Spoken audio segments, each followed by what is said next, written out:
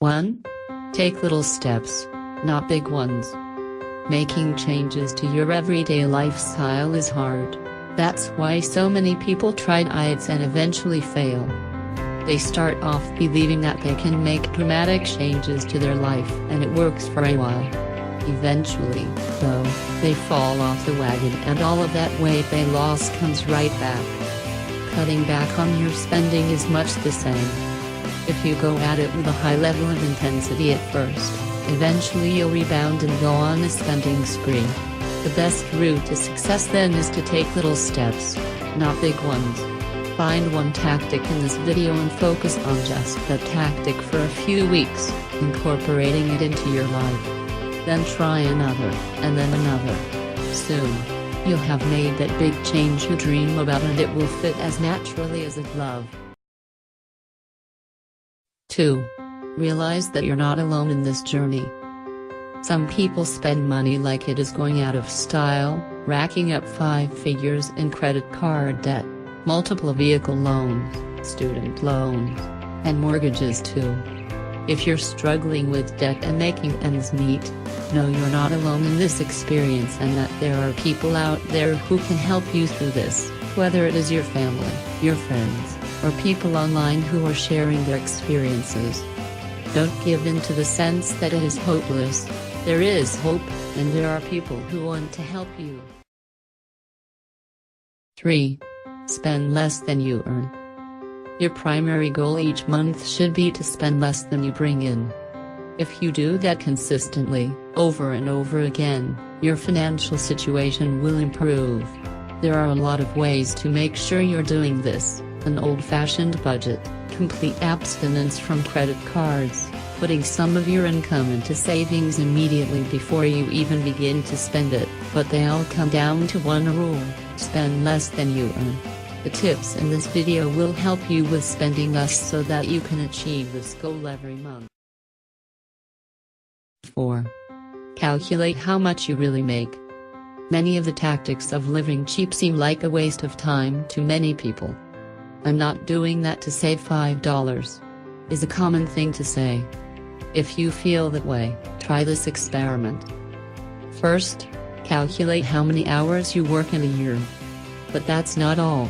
Add to that the hours spent driving to and from work, the hours spent working on stuff at home, the hours spent entertaining and supporting co-workers, the hours spent shopping for work supplies, and so on. If you spend even a sliver of time on a task for your job, count it. Next, calculate how much money you earn in a year, including your benefits. You can get that off your paycheck stub. From that, subtract taxes, the cost of commuting, gas, oil changes, wear and tear on the car, and other maintenance, the cost of work clothes, the cost of child care, the cost of other supplies you need to purchase, and so on. Anything that you buy for your job, subtract it here. Then, divide the amount you actually earn by the number of hours that you really work. This can be a painful process. What does that number mean? You can use that as a comparison for everything that you do. Thinking of buying an expensive gadget? Use that real hourly rate to figure out how much of your life you're giving to your job to get the gadget. Wondering if a money-saving task is worth it? See how much time it will take and how much money it will save. You'll be very surprised. Things like making your own laundry detergent end up earning far more in savings for the time spent than actually going to work will earn you. 5. Record every penny you spend for a month. Money slips through our fingers in simple and subtle ways. We spend a little here on something forgettable, spend a little there on an unimportant thing, and at the end of the month, it's panic time, we're left with very little money. Spend a month keeping track of every penny that you spend, noting exactly how much you spent and what you spent it on. At the end of the month, go through it and note which expenses were actually essential and which were frivolous. You'll find 2 things. The need to write your spending down makes you more vigilant against wasteful spending, and the end-of-month review of your records will surprise you when you see how much of your spending was non-essential. Use that information as a springboard to see what you need to work on. 6. Master the 10-second rule. Want to curb that leaky faucet of unnecessary spending? Here's a great tactic. Whenever you're in a store and you pick up an item, hold it for 10 seconds. During those 10 seconds, ask yourself if you really need it and also if that money would be better used somewhere else. You'll almost always find yourself putting that unnecessary item back on the shelf and walking away, quite proud that you didn't waste your money on something so unnecessary. 7. Master the 30-day rule. 2. It's useful to use a similar approach with bigger purchases as well. Whenever you pick up an expensive but not immediately essential item, anything that costs more than $20, and decide after using the 10-second rule that you do want to buy it, put it back on the shelf and wait 30 days. If you still remember and want the item in 30 days, then go back to the store and buy it. Most such purchases will float out of your mind long before then.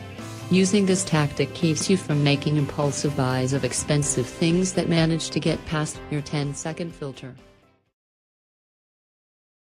8. Keep track of your progress.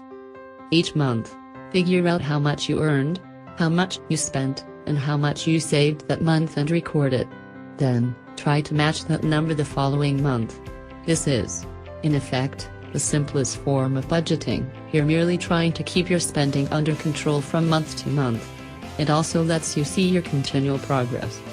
If you were able to live a bit cheaper and put just $50 a month into savings for 6 months, for example, you now have $300 saved up, showing you that your little changes are really adding up to something big.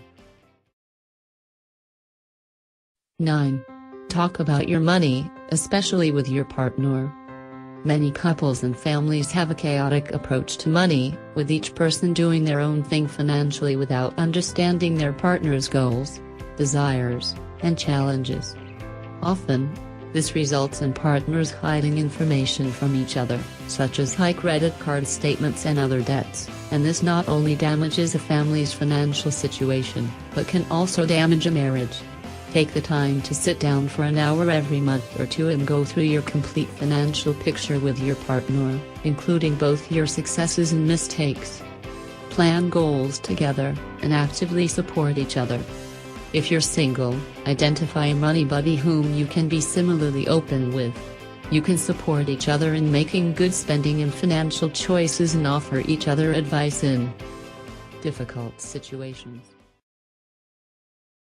10. Automate your savings. One nice thing about saving money is that you end up with more in your checking account over time. The savings slowly build up. For many people, the problem with that is that the extra money is a temptation to spend on unnecessary stuff. The solution is easy: just save automatically. Have your bank set up an automatic transfer of a small amount each week from your checking to your savings, say, $25 for starters. As you get more adept at saving money, increase that transfer amount, and keep saving. That money can help out in emergencies, help with a big payment, or provide the starting material you need to begin investing.